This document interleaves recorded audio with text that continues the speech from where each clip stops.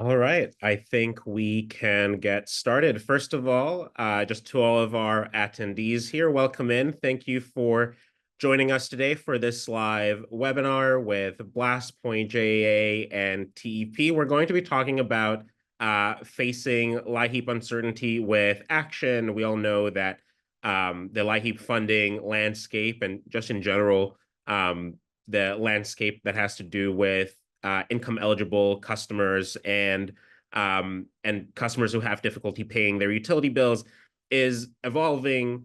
This webinar came out as a result from some of the internal conversations BlastPoint has been having with some of our utility partners, including JAA and TEP. And just to give you an idea before I dive into who I am and who all these nice folks on the call with me are, what we want to make sure that you walk away with today is, first of all, understanding the current landscape for LIHEAP and what some of the recent changes and proposed changes for the 2026 budget could mean for utilities. We'll talk with some real utility industry leaders who are at the forefront of this work, both from JEA and TEP. BlastPoint is a data company, so we'll also talk about how data can support utilities in this initiative to help identify and engage some of these low and moderate income customers. We'll also just talk about what can utilities do right now? What are some of the tools that we have at our disposal so that we can advocate for our customers now and prepare for some of the changes that may be coming? And also just talk about some of the things that utilities have already been doing to prepare for this, to increase engagement with the right customer segments. And so as we get into this, I just wanted to put this slide up front. You can feel free to snap a picture of this QR code. This QR code will take you to our resource page for the LIHEAP crisis. You'll see there a LIHEAP risk calculator that will help you quantify just, what does it mean if all of our LIHEAP funding goes away next year? How does that affect things like delinquencies? How does that affect things like cost to serve, truck rolls, call center costs, and things like that? You'll also see some white papers there that have to do with leveraging geospatial data and predicting and preventing first-time delinquencies, as well as some cool case studies of our work around this area with some of our utility partners. Just to kick things off, I am Tomer Bornstein. I am the CTO and co-founder at BlastPoint. Again, really excited and honored to have our guests joining us today.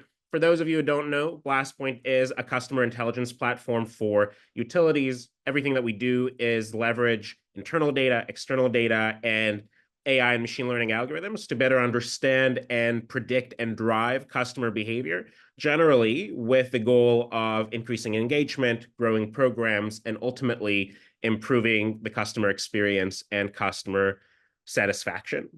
And as I said, we are joined today by some of the top experts in this field in the utility world in the United States. I'm going to start with Elizabeth Paulson. She is the Customer Solutions Program Manager at JEA. Elizabeth is someone who, just from working with her over the years, is someone who is doing this for beyond a job. This is her life's mission. So I am very, very excited to have you on with us, Elizabeth. Thank you for joining. I'll have you maybe just introduce yourself and your team a little bit. Thank you, Tomer. My name's Elizabeth Paulson. I work at JEA. JEA is located in Northeast Florida. We have approximately 1 million customers, and that would be customers we serve electric, water, sewer, and reclaimed water. We are sitting on the edge of our seat, waiting to see what's going to be happening with LIHEAP, and I am so honored to be here, especially standing next to Tucson Electric Power, TEP. Thank you, Tom. Thank you, Elizabeth.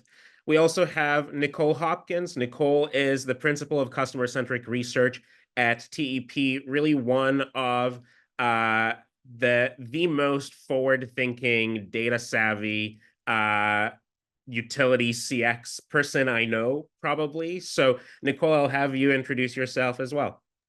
Thanks, Tomer, and you're a little too kind. I'm Nicole Hupkins, so I'm with Tucson Electric Power. We also have two other sister utilities, Unisource Electric and Unisource Gas. Between all of us, we cover about 700,000 customers across the state, and lots of different demographics, which is kind of what I love to thrive on. So I get to play with the data, and I'll let Erica introduce herself because she's the much more in tune with what's going on at a policy level. Yeah, Erica Gutierrez, thank you also for joining us. Erica is a call center supervisor at TEP and also does a lot of the advocacy work for the organization. Erica, thank you for joining us. Thank you. So yes, Elizabeth and Nicole, a pleasure to work with you ladies. And of course, Blast Point, I'm super excited to be here and share the work and some of the future ready, forward thinking work that we've been working on. And hopefully you guys will find this beneficial, and we're happy to be here.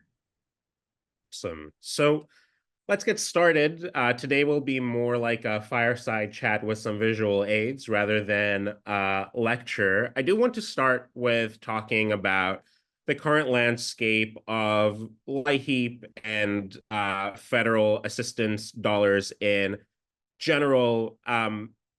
Elizabeth, maybe you can tell us a little bit about what this looks like from your perspective, from where you're sitting. I know that as of May 2025, all of the LIHEAP funding for 2025 have been dispersed to where they were supposed to, but there are some really concerning signals coming up in some of the proposed budgets, some of the cuts that we're seeing to workforce. So could you tell us a little bit about what's going on for someone who might be tuning in for the first time? So the state of Florida operates a little differently. And of course, LIHEAP comes down from the federal level and it's dispersed by the states. And the state of Florida had quite a big pot of money. So they hired a vendor to actually administer LIHEAP to categorically eligible customers, which means a lot of people that get SNAP or did get SNAP and LIHEAP in the past, along with some of the customers that received LIHWAP, the Low Income Household Water Assistance Program that also had electric, they have now been notified by promise that they're receiving assistance. And that money is in quite a large sum. The LIHEAP monies, today is the 30th of June. We're waiting to find out if this is going to continue on. And if it doesn't, we have done a lot of studies on what we expect the behavior of our customers to be based on what happened with LIHWAP, the water assistance. And we've been working very closely with some of our Blast Point information to be able to assist our partners to meet the need as great as to stretch the money as far as they can. Erica, what does this look like for you over there in Arizona? Thanks, Tomar. So similar, it's an ever-changing right now landscape, a lot of uncertainty. So right as we were working with our customers, it's definitely ever-changing. So what we have found is we need to be in contact more often with our agency partners to see how we can support them and how might we be able to assist in the wraparound services and things like that. But it's definitely changed the landscape of how we originally were able to help our customers. Yeah, it sounds like one of the themes for this year is how do we as utilities and utility customer organizations that traditionally haven't had to move extremely quickly on changes like this. How do we move quickly to address this in the short and medium term? Because 2026 will be here before we know it. It's already, I think we just passed summer solstice. So yeah, we're heading towards there, and we still don't have. There's a little bit of a shroud of uncertainty just looking into next year. And traditionally, and this comes from at least the first three here come from some really interesting research from the Smart Energy Consumer Collaborative did a few years ago around the barriers to adoption of not just LIHEAP, but any kind of income eligible program, where the first one, typically the highest, is a lack of awareness. Customers just don't know about those programs. And really the solution there is all about understanding which customers need to know about these programs before they need to know about these programs, and engaging with them at the right time through the right channel with messaging that will work for them. Some of the other things that we're seeing is just paperwork complexity and barrier. We've worked with utilities that have gotten a lot of people to the application process, but then have only seen single-digit conversions for people who have gone all the way through the application process. And of course, something that I think is interesting, maybe not very surprising, is that there is also stigma and pride. There are people who have never needed assistance in their lives. A lot of the moderate income customers sort of fall into this category, and now suddenly have to not just know about the programs and go through the paperwork, but also feel like this is something that is normal for them and that is there to help them. We've seen some really interesting data that comes from some of the older segments in the population, where they're like, just give it to the young ones, the ones who need it more than we do. And of course, we know that that's not quite like that. Those people, those elderly folks, also need that that assistance as well. One of the things that is harder, I think, now is the lack of funding. It's something that, what can you do, even if you get all of your customers to get to the application, complete the applications at 100% rates? We're getting to a point where suddenly the funding for all of these programs is at risk. So, Nicole, how should other utilities think about this tangle of challenges? We're starting with the fact this is just for low income and moderate income customers. We're starting with the fact that utility customers in general are notoriously hard to engage. So any thoughts on what this new landscape looks like with this lack of funding coming in at the bottom of this pyramid?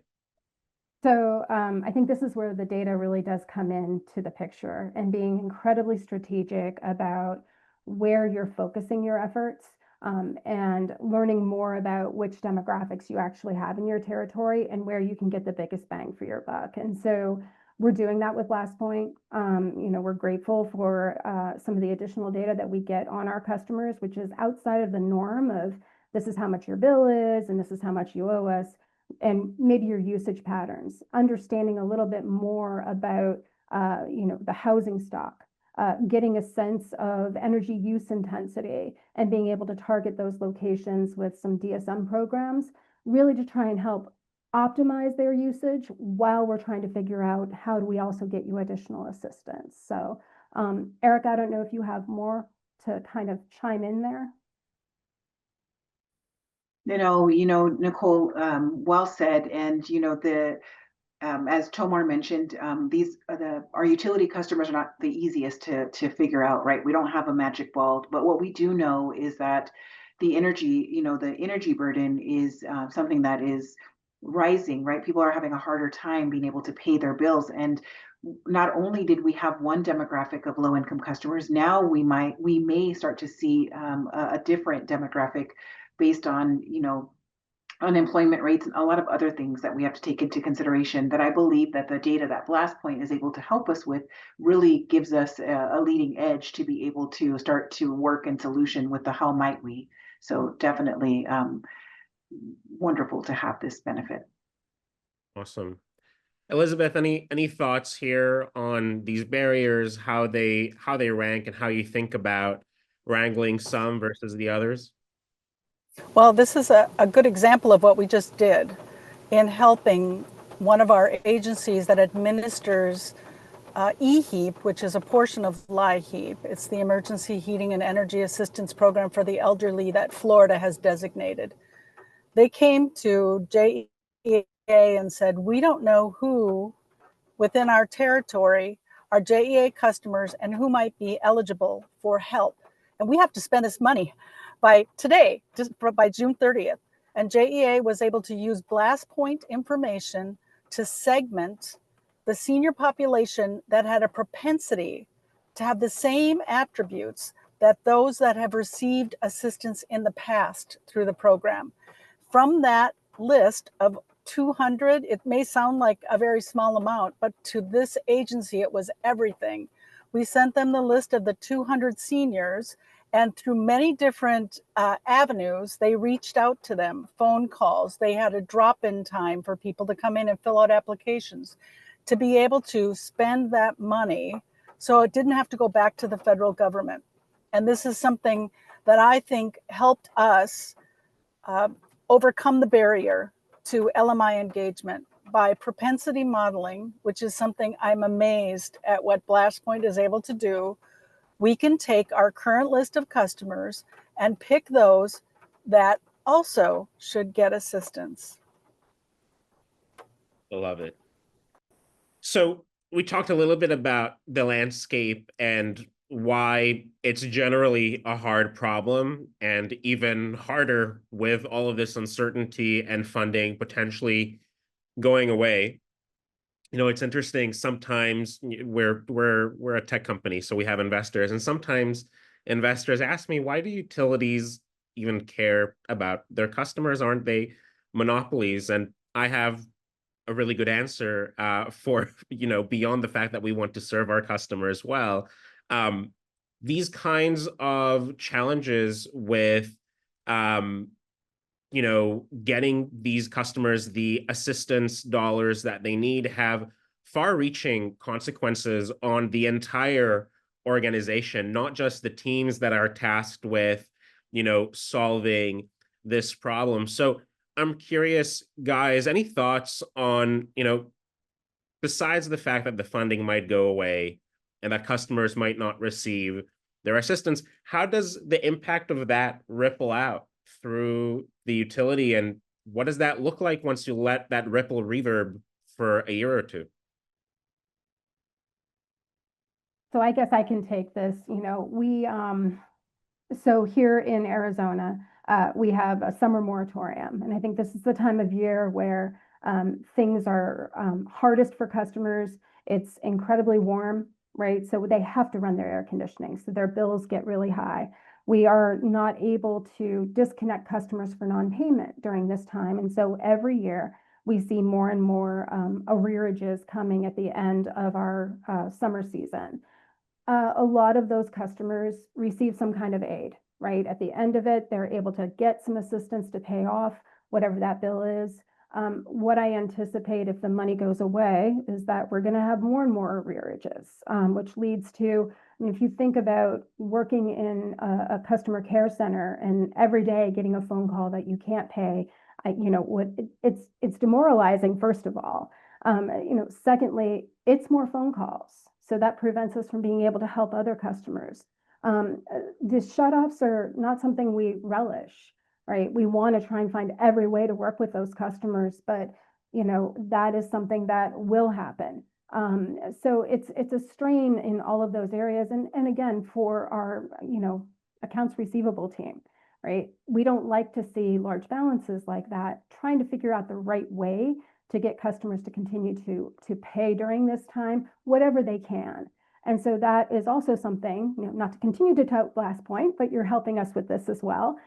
So we are using propensity modeling to try and identify customers that are likely and able to make some kind of payment during this time, just to try and keep them as current as we can so that it's less of an arrearage at the end of the season. So that's our proactive outreach, but it's going to have a huge ripple effect for sure.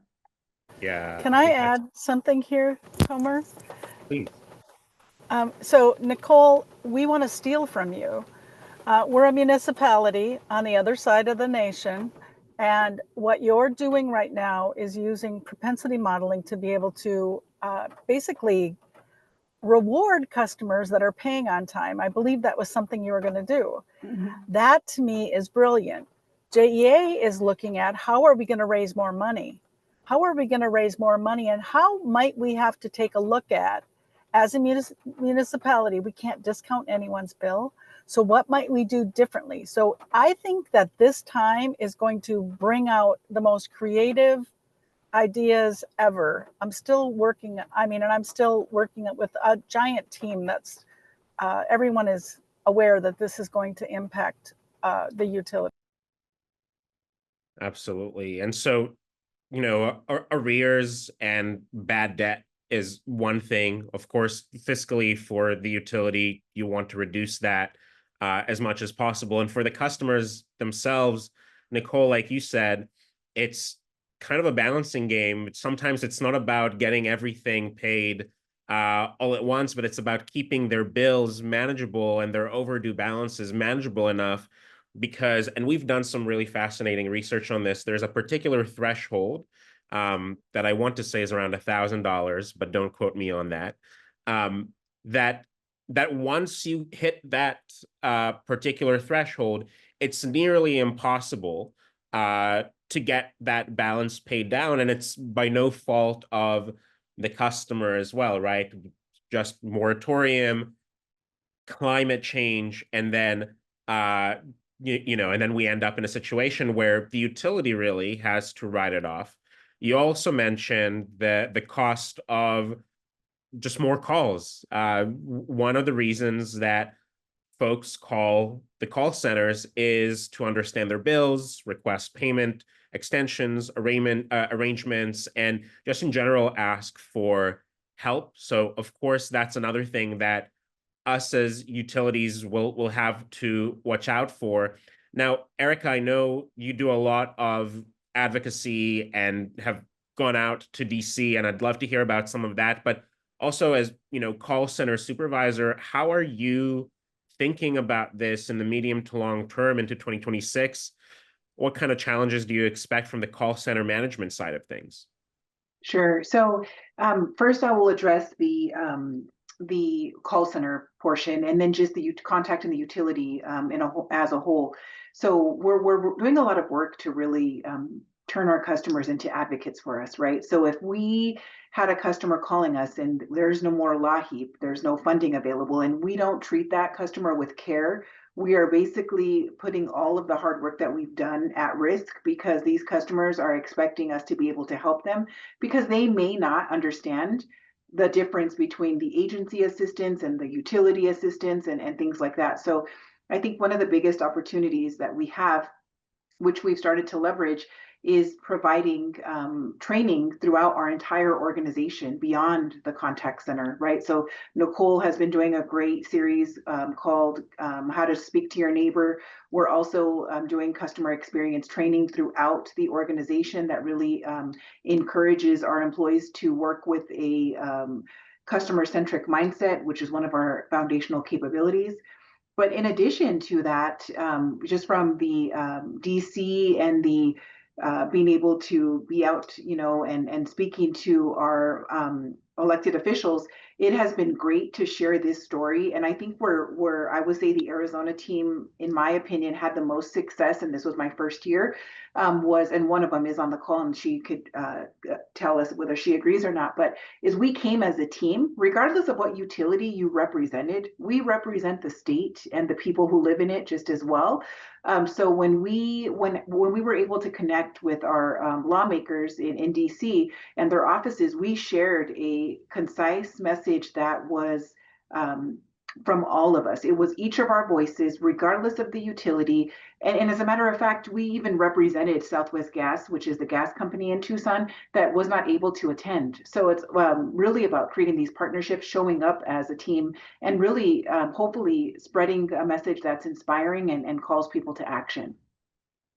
That's one of the things I love about working with utilities. You see this during heavy storm seasons in Florida, where lots of different utilities come together, not just in Florida, obviously, and help each other out. And it's great to see that kind of inter-utility cooperation, because obviously we're all trying to serve our customers better. We're all in the same boat here. So that makes a lot of sense.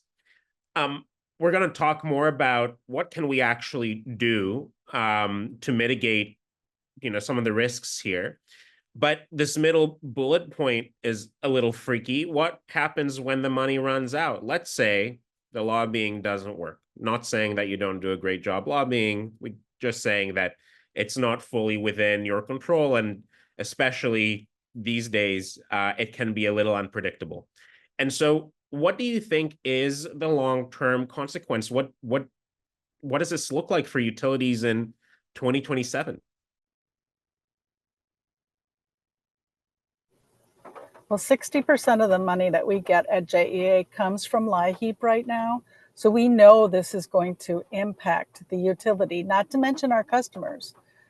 One of the things that we are doing right now is creating a very intricate and detailed outreach plan. And the outreach plan is based on where the need is greatest. We're starting with things that we already do. So we already offer weatherization. We already offer charging stations. We already have great education programs. I always say that LIHEAP is a Band-Aid. We don't want that Band-Aid to be gone because it takes three different things to really help someone, I believe. You've got financial assistance, you've got the house, and is it leaking? You've got the actual structure they live in, and then you've got the behavior. You've got the way people are. And we want to be a trusted advisor at JEA. We want to stand by our community. So getting out there and letting them know we understand and we're going to do everything we can to help them get through this. We're also going to not stop advocating on behalf of LIHEAP because I believe that things can still turn around and change. But that's the way I look at it. Is we have to think of it as a three-legged stool. There are three places that we have to do. We do have to find financial assistance because it will be the utility. We got to seal up the house. JEA has a really great program right now called Restore, Repair, and Resilience, where we're partnering with agencies right now. They're doing the repair side of the house, and we're adding energy retrofits to the house. And so that particular program is also grant funded.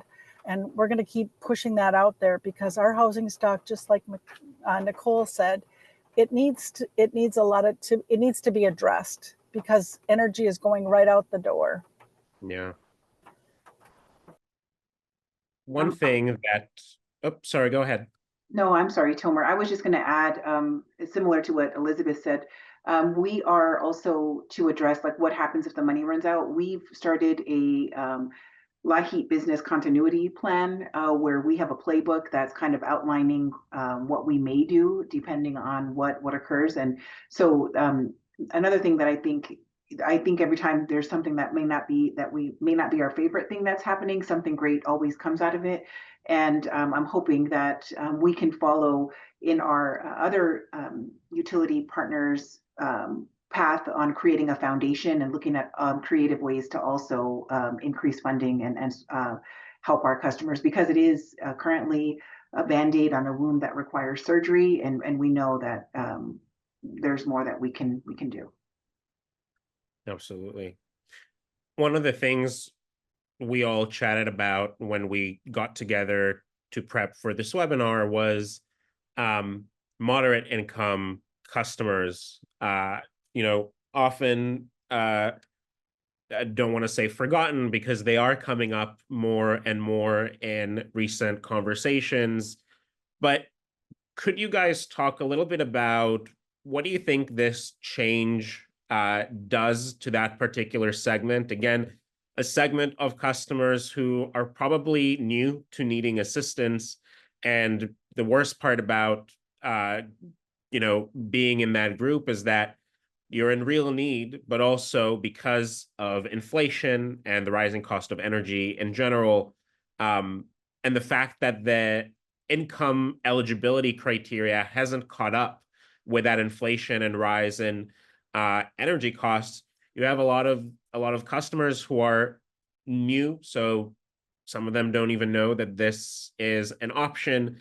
Some of them might feel hesitant about doing something like this. But even when they do come to the utility and ask for help for something like LIHEAP, they're not eligible.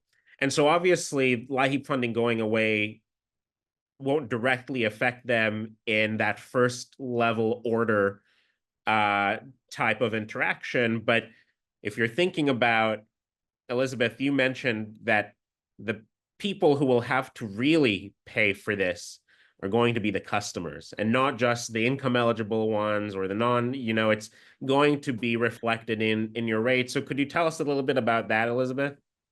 Well, one of the things that we've done, Tomer, is to educate our internal team on what the impact is of what we call the ALICE population. ALICE is an acronym that the United Way created that stands for asset limited, income constrained, and employed. These are people that have a job that are just one emergency away from slipping below. So I don't have the solution for this right now, Tomer. We do have several partners that don't use income. And of course, we're going to work very closely with them. But my goal, and I think it's happening, we have an amazing leadership team at JEA now that gets it because they went through a poverty simulation where they met Alice. They were Alice for 3 weeks. They went through a simulation. And when they came out of that, they were blown away. I can pay my bill, and many of them can too, but to find out that just one little mistake, one little, what's the system like? It's really difficult to get through it. Yeah. So I think it's really important to start educating so that they can then look at every alternative. I don't control the rates, but the people at the top are going to have a different kind of feeling. And they are. And so I would recommend that those online would consider hosting a poverty simulation and have your leadership team meet Alice so that they would then be able to understand what our customers are going through. I think that's a really important call out, Elizabeth, not just the poverty simulation, which I think is super cool. And I've heard of other utilities engaging with that. TEP, have you guys done anything like that with poverty simulations? We have not, but I do want to add on to that. I mean, I think it's an amazing idea. Again, with the empathy building that we're doing as part of our customer experience education, as we've developed personas that represent both the Alice customer as well as our low-income customer. And we are posting those in all of our conference rooms so that as people are having meetings, they can really keep the customer front of mind, trying to empathize with that group. And I think I love the poverty simulation though, because it really does put you in the customer's shoes. And at that point, once people are able to empathize, that's when you get the most creative people coming together. And we have so many creative people. I mean, I know it's a utility, but there are so many creative people that work there that have creative problem-solving skills that can come together and figure out, okay, what might we do? And Erica's team is one of them. They've done some internal outreach and created something called Project Hope, which is really having our employees kind of contribute to funds that would help our customers through the same kind of things that we do for customers. So really targeting our internal employees who are customers to donate money every month on their bill. I pay $5 extra. And that goes to an organization that can help this Alice customer because they're not doing the income check. So that's been a really great effort internally and more to come. Yeah, very cool. I think it just goes to show how important it is for this to be a organization aligned initiative. This is not something that the low income teams should go at solo. What I've seen both of you do is really make sure that this is something that has ownership in all parts of JA and TEP. And, obviously, a lot of times we have to have buy-in from the top. And so I really like, the story, Elizabeth, with the simulations.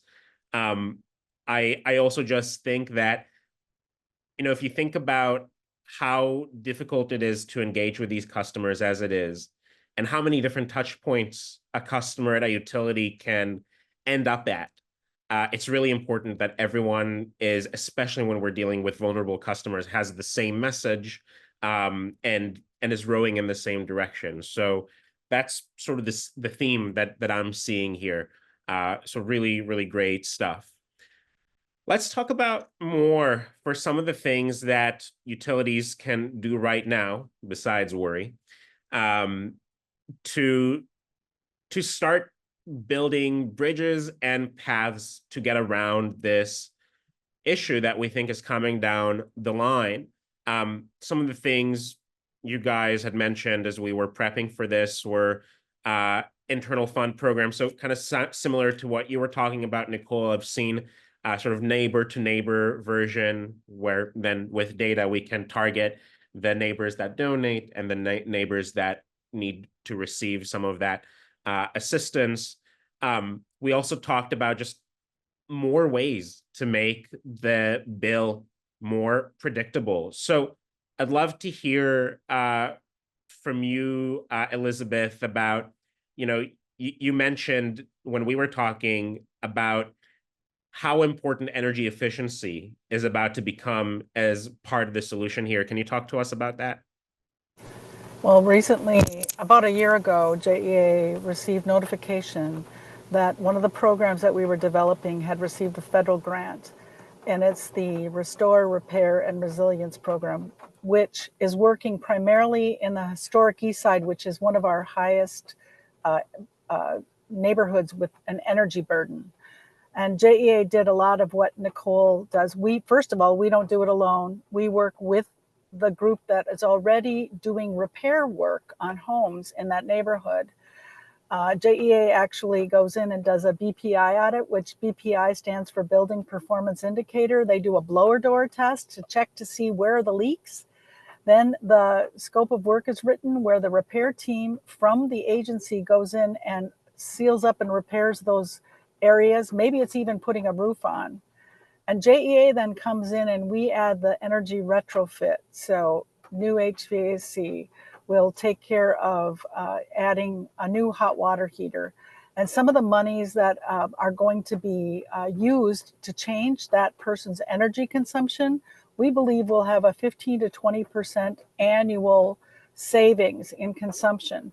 We did a big study at the very beginning of every home within their jurisdiction that had the highest consumption based on square footage, and that's how we've targeted the efforts for homeowners in that area. I believe that we call it the R3 program is going to make a significant difference in the lives of those homeowners. We call it a quality of life, the change of the quality of life for the people that live there, because they will have those worries and that bill adjusted because of energy efficiency upgrades. Absolutely. Something that I've seen in the same vein, and not quite the same. Some of the utilities that we work with have both the rate discount program as well as obviously LIHEAP and other one-time grants. One of the things that is really interesting to see is the impact of the rate discounts versus LIHEAP, both on actual payment behavior, but also on customer satisfaction. And so I'm kind of equating the rate discount to energy efficiency here, because hopefully if you're implementing things like weatherization, you're going to reliably get your bill to be lower.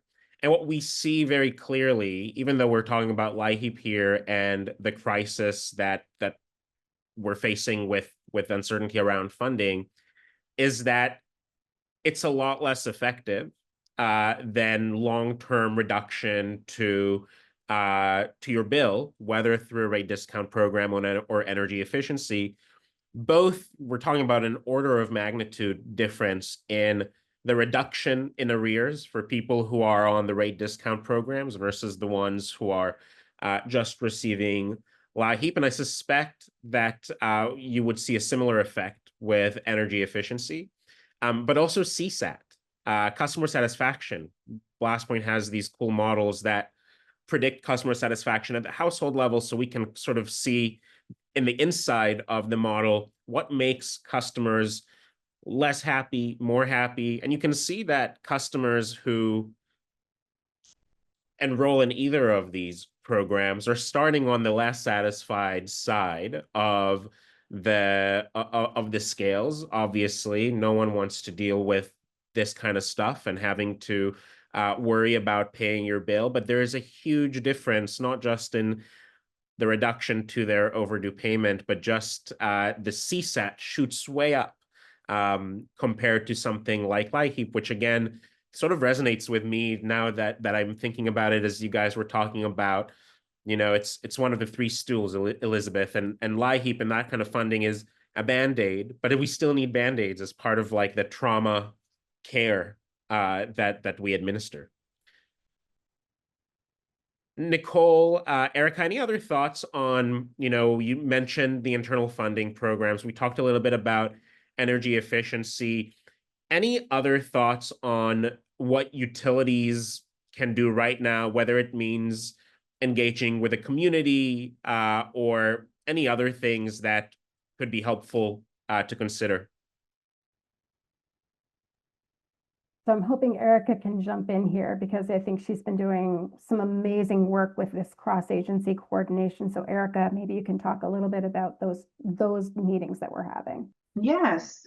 So we have a low-income task force within our internal organization where we have departments from within the enterprise connect to talk about, things we're seeing within this landscape.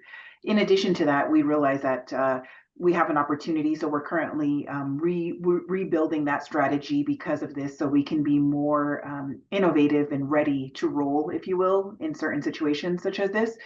But in addition, what we've done is we've created an affordability tiger team. And this affordability tiger team is internal and external partners. So our agency partners also and our utility partners are able to join this. And what we have learned the most through this is that this really speeds up how how our community sees us, because a lot of times these particular customers are already trusting our agency partner, and if they see us working with our agency partner to kind of move the needle forward and things like that, it's definitely creating that trust barrier that we've experienced in the past. In addition, we have also been able to leverage that affordability tiger team to get involved with certain projects that are happening within Pima County. We have what's called the Pima County Prosperity Project, and there's a specific neighborhood that's being targeted for that. So we've been able to partner with that project to be able to work together, which is a huge win for us. And then as far as the cross-agency coordination, we're looking at ways to even, and this is future state, put things about other agencies or companies on our website. So if we really want to be a one-stop shop, and if a customer is looking at our website and they're looking at, say, they're struggling, we want to be able to have a calendar to show them where they can get a food box, where they might be able to go for financial education. We want to make it so they know that we know that there's a lot of steps and it takes a lot for them to get to this point, and we want to meet them where they are as best as we can.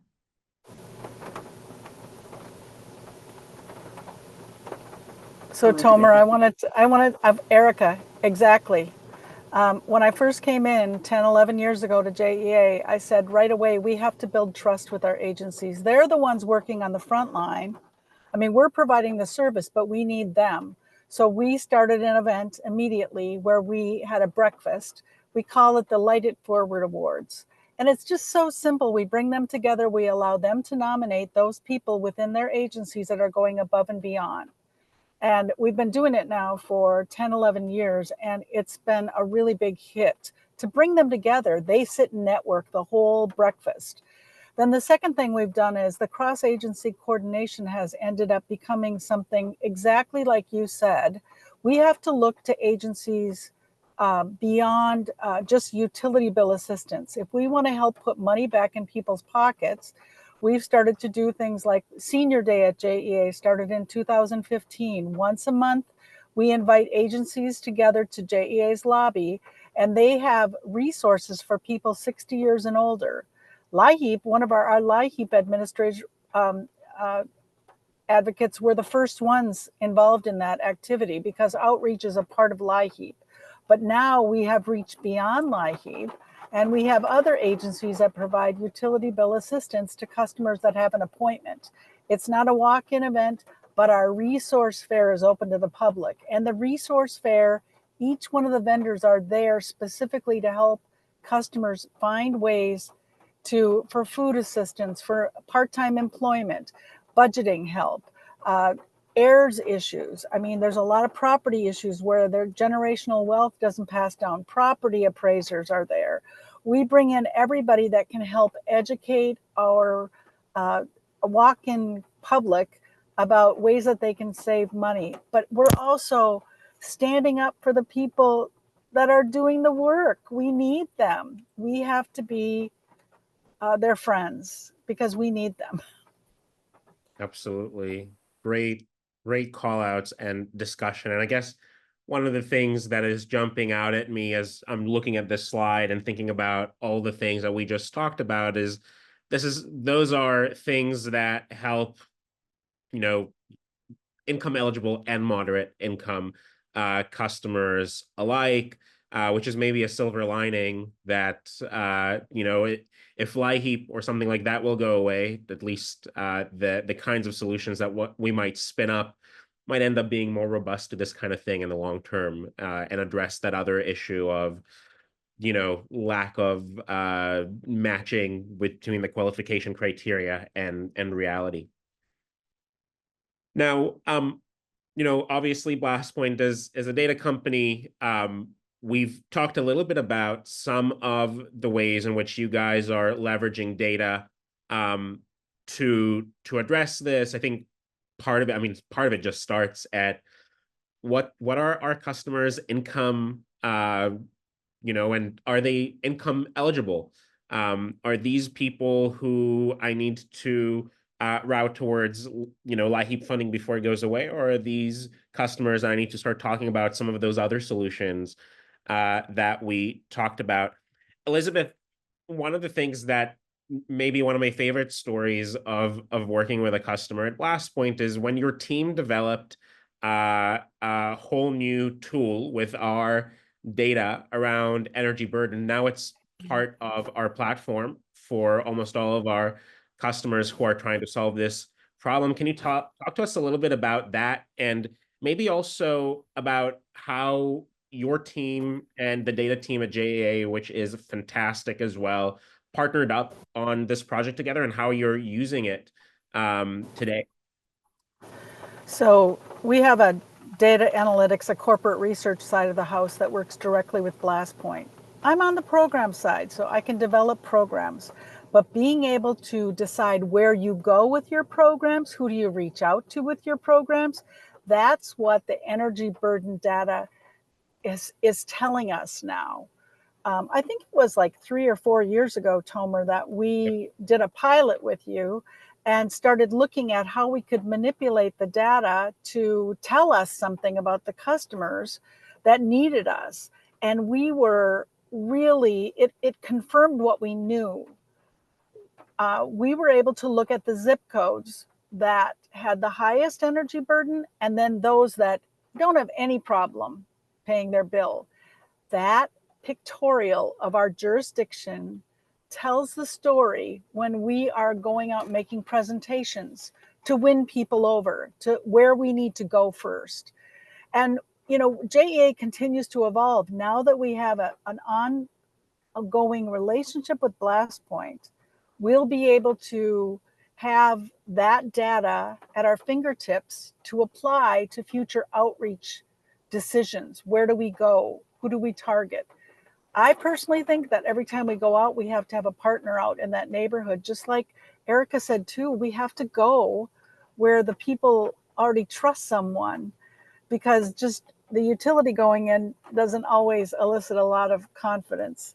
But by working with the partners in the area that they know, and it's their friends and it's the people that they work with, I believe we can take some of these events that we already are doing agency collaborations with into their neighborhoods.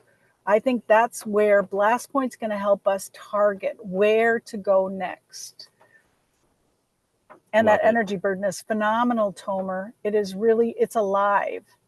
I really love this. It's one of the first customer developed things that we took back and made part of our default. So I appreciate you and your team.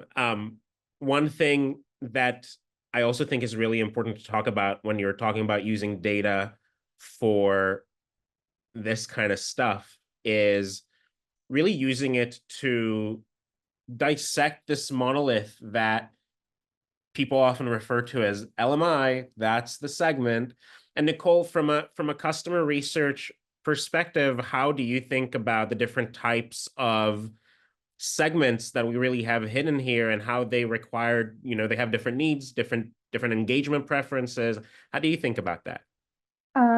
I mean, you've pretty much called out a lot of what we kind of look at. A lot of our low-income customers go hand in hand with a lot of our renters. It's also different parts of our territory, and we kind of know the makeup of individuals there. But our elderly population too, knowing demographically where that is in our territory, understanding what the housing stock is for them, and then kind of tying with the right partner to actually assist with all of those needs. So we have the Pima County Council of Aging here in Tucson that we can connect them with, who has additional outreach that they can do. And again, it's just that partnership that we have.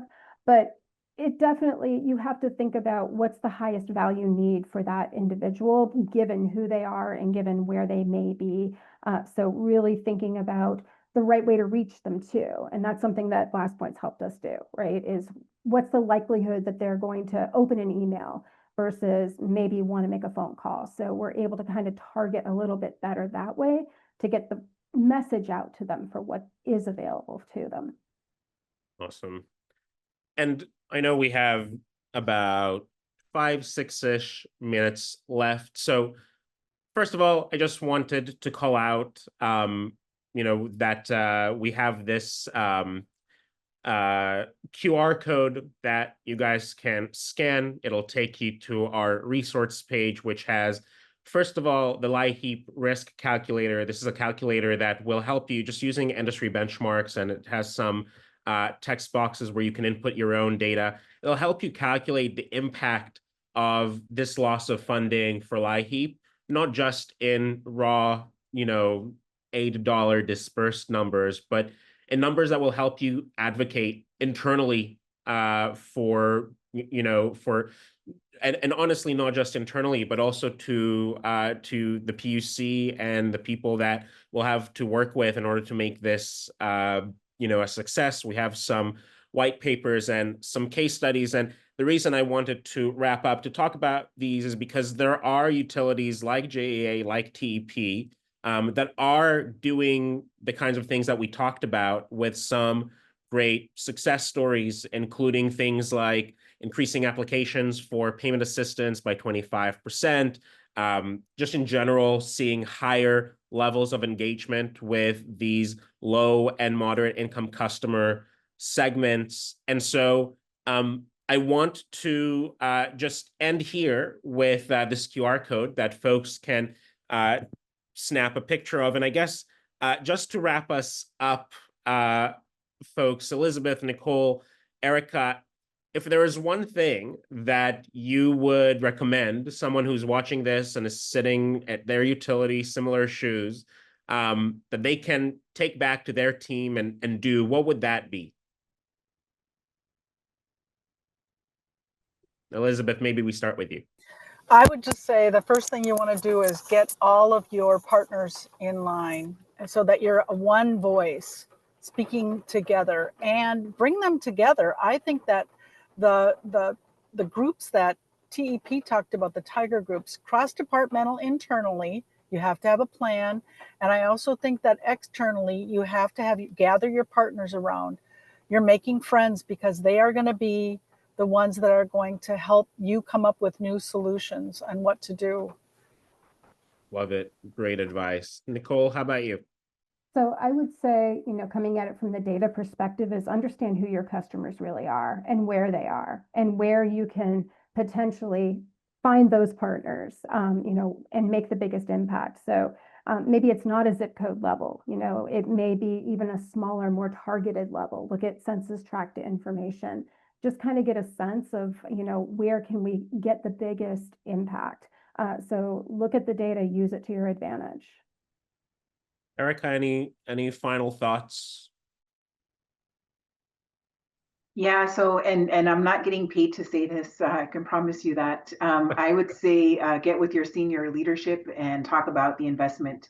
Talk about working with BlastPoint.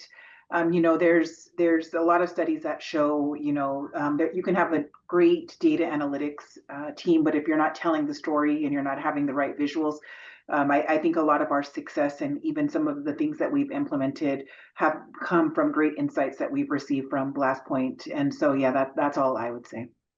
Well, I really appreciate that, guys. And I just wanted to say thank you again to the three of you, Elizabeth, Nicole, Erica, for just taking the time to chat with us about this really important topic. I appreciate all of you attendees for taking the time to listen. I know that we're out of time, and I saw some Q&A pop up. Whenever I clicked that button, it didn't open. So what we'll do is we'll take those questions, we'll share them with our panelists, and we'll make sure to follow up over email. Thank you again so much, everyone. Have a great rest of your week. And if you guys want to get connected with our panelists or with me, please don't hesitate to shoot us an email. Thank you all so much for joining us, and good luck, everyone. Thank you. Thank you.